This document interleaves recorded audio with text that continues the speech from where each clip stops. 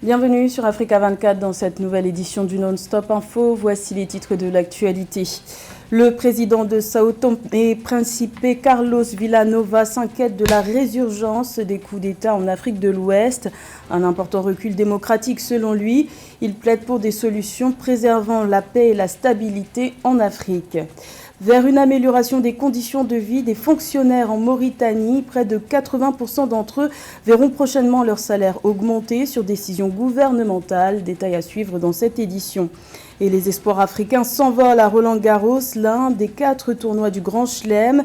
Cette compétition de tennis sur terre battue, qui en est au stade des quarts de finale, ne compte plus de représentants africains.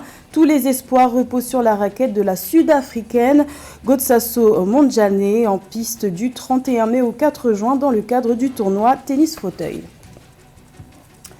Mais tout d'abord, nouvel accrochage en Éthiopie. Les forces tigréennes affirment avoir repoussé une attaque de l'armée érythréenne le 24 mai dernier, jour de la fête nationale célébrant l'indépendance de l'Érythrée.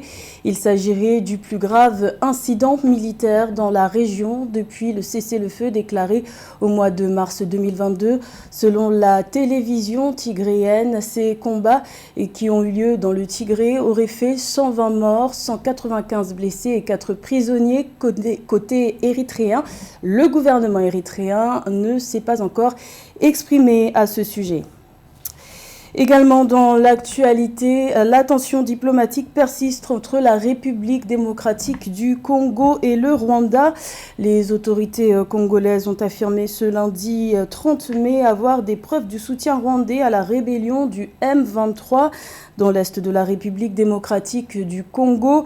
Des propos soutenus par le porte-parole du gouvernement congolais, Patrick Muyaya, en conférence de presse. Toutefois, les autorités congolaises se disent ouvertes au dialogue avec les autorités rwandaises. Rappelons que des manifestations ont eu lieu à Kinshasa lundi pour réclamer l'expulsion de l'ambassadeur rwandais Vincent Karega et que les vols de la compagnie aérienne Rwandair sont suspendus depuis le 29 mai à titre de mesures conservatoires. Les crises politiques et sécuritaires responsables d'une fragilisation de la situation humanitaire en Afrique ont fait l'objet de 2 sommets extraordinaires de l'Union africaine à Malabo, en Guinée équatoriale, à la fin du mois de mai. À cette occasion, le président de Sao Tomé et Principe, Carlos Villanova, a fait part de son inquiétude concernant la résurgence des coups d'État en Afrique de l'Ouest, un recul démocratique selon lui. Les explications de Nathalie Mo. Fervent militant de la paix, le président de l'archipel de Sao Tomé et Principe, Carlos Villanova, a marqué sa grande inquiétude sur les crises politiques et sécuritaires qui préoccupent l'Afrique. Des questions qui ont fait l'objet d'un double sommet sur les crises humanitaires causées par le terrorisme et les changements anticonstitutionnels de gouvernement en Guinée équatoriale du 25 au 28 mai 2022. Pour le dirigeant santoméen, la résurgence des coups d'État en Afrique de l'Ouest représente un important recul de la démocratie sur le continent. Le changement constitutionnel de fonctionnement des pays, nous croyons que ça c'était déjà du passé, mais ça revient. Et ça revient pourquoi? Il faut connaître les causes, les combattre, échanger parce que personne ne veut. Tout le monde souhaite vivre en démocratie. Pour le président Villanova, des solutions existent pour préserver la paix et la stabilité dans les pays africains. Selon lui, la plupart des 1,4 milliard de personnes qui peuplent le continent ont besoin d'une amélioration de leurs conditions de vie. Le président de la Commission de l'Union africaine, Moussa Faki Mahamat, a révélé qu'environ 113 millions de personnes ont besoin d'aide humanitaire et 282 millions sont sous-alimentés sur le continent. Je crois que notre combat, c'est contre la pauvreté, contre la misère, pour essayer d'améliorer les conditions de vie des gens. Et tout le chef d'État ici présent, je sais, il n'y a pas un que dans son pays ne veut pas faire ça. Donc maintenant, il faut réunir des conditions pour le faire. Sao Tomé et Principe, État insulaire de l'Afrique centrale, est considéré comme l'un des modèles de démocratie parlementaire en Afrique depuis plus de 30 ans. Son chef d'État Carlos Villanova a succédé au président défunt Evaristo Carvalho au terme du second tour de l'élection présidentielle de septembre 2021 avec 57,6% des voix. Dans le reste de l'actualité, au Cameroun, la sénatrice du parti présidentiel, Elisabeth Regina Mundi, âgée de 79 ans, enlevée il y a un mois avec son chauffeur, a été libérée le 30 mai suite à une opération de l'armée camerounaise contre un refuge dit terroriste à Achung, dans le nord-ouest du pays. Cette même opération aurait permis de libérer plusieurs autres otages et de neutraliser une dizaine de terroristes présumés, des séparatistes armés anglophones. Rappelons que le nord-ouest et le sud-ouest du Cameroun sont en proie à une crise depuis 2017 menée par les séparatistes anglophones qui réclament l'indépendance de ces régions. Ce conflit a fait plus de 6 000 morts et près d'1 million de déplacés en 5 ans selon le groupe de réflexion International Crisis Group. C'est un effort pour améliorer les conditions de vie des fonctionnaires en Mauritanie. Les autorités ont récemment annoncé une augmentation de salaire pour près de 80% des fonctionnaires exerçant dans le secteur de la santé, de l'éducation, de l'enseignement supérieur ou encore de l'action sociale. Le point avec Samantha Saberou Saboubanga. Révision à la hausse des salaires des fonctionnaires en Mauritanie. À cet effet, 80% des fonctionnaires exerçant dans les secteurs de la santé, l'éducation, l'enseignement supérieur et de l'action sociale vont bénéficier d'une augmentation de leur salaire. Une annonce faite à l'issue du récent Conseil des ministres tenu par le ministre de l'Éducation nationale, de la réforme du système éducatif, porte-parole du gouvernement, Melaïnine Ould Ei.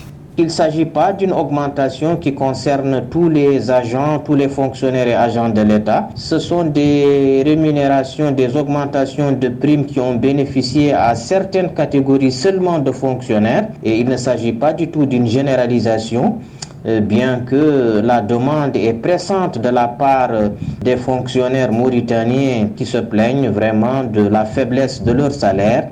Cette révalorisation permettra d'améliorer les conditions de vie des fonctionnaires. Le porte-parole du gouvernement a rassuré que tous les autres secteurs du service public seront pris en compte dans ce projet d'amélioration de la qualité de vie. Depuis pratiquement les indépendances, les fonctionnaires ont pratiquement un statut qui est statique, avec des salaires vraiment qui ne sont pas du tout à la hauteur.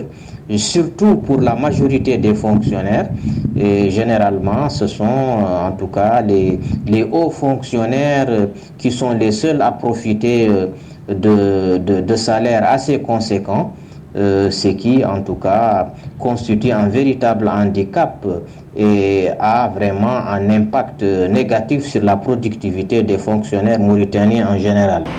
Pour rappel, depuis le début de l'année 2022, plusieurs coalitions des syndicats dans le secteur de l'éducation à travers la Mauritanie avaient entamé des grèves pour exiger une vie digne et des meilleures conditions de travail. Améliorer les soins chirurgicaux sur le continent, c'est la mission du navire Global Mercy qui a été inauguré le 30 mai au port autonome de Dakar, au Sénégal. Une inauguration en grande pompe en présence des chefs d'État sénégalais, comoriens et bissau-guinéens. Une initiative de l'ONG Mercy Ship à l'attention des couches les plus vulnérables de la société. Les explications de Philomène Sine.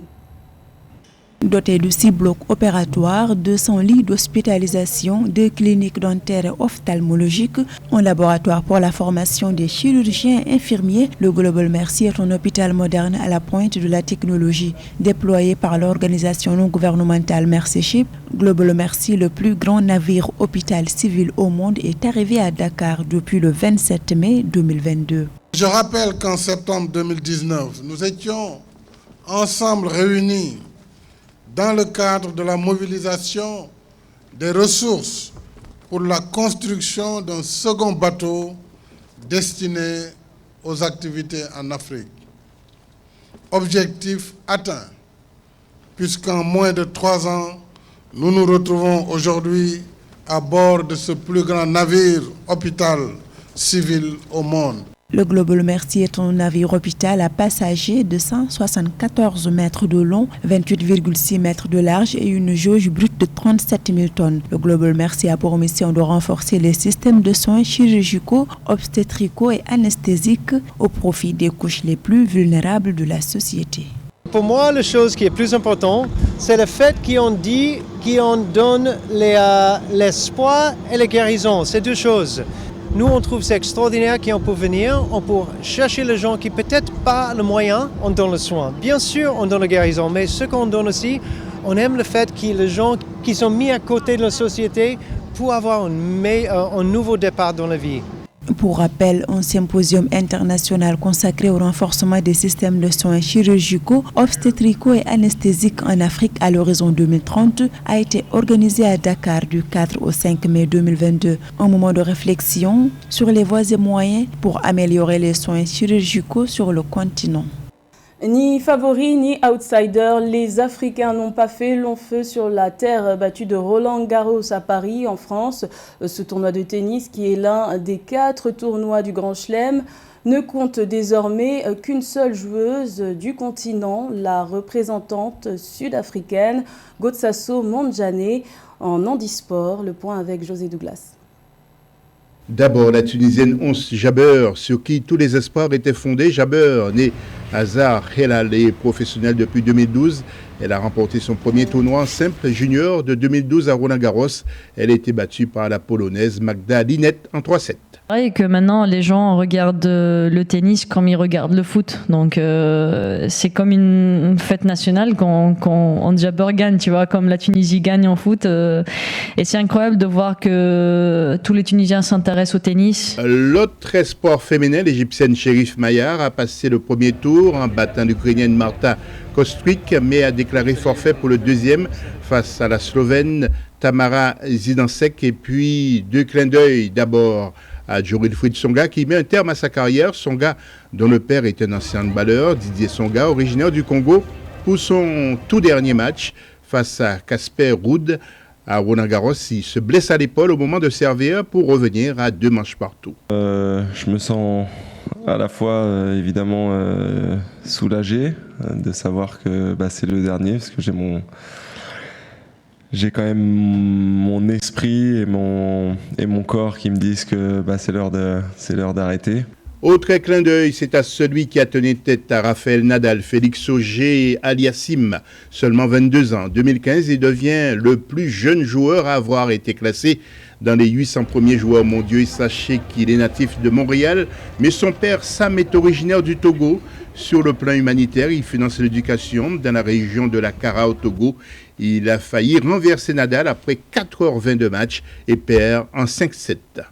Ouais, beaucoup d'efforts, beaucoup de concentration. C'est vrai qu'à un moment, j'ai quand même s'il a haussé son niveau de jeu, j'ai eu quelques creux, physiquement, mentalement. Roland-Garros, c'est aussi le trophée des légendes qui débute ce mardi 31 mai. Cette fois, Yannick Noah, qui vient de terminer un documentaire le concernant, ne sera pas présent sur les cours. Le documentaire était très bien, vraiment bien documenté. Vraiment, c'est la vie de Yannick, on le retrouve encore plus. Et le tennis fauteuil, et nous suivrons la Sud-Africaine Gotsaso Mondjane qui a franchi le premier tour et s'est qualifiée pour les quarts de finale. C'était le journal de la rédaction. Merci de l'avoir suivi. L'information continue sur Africa 24.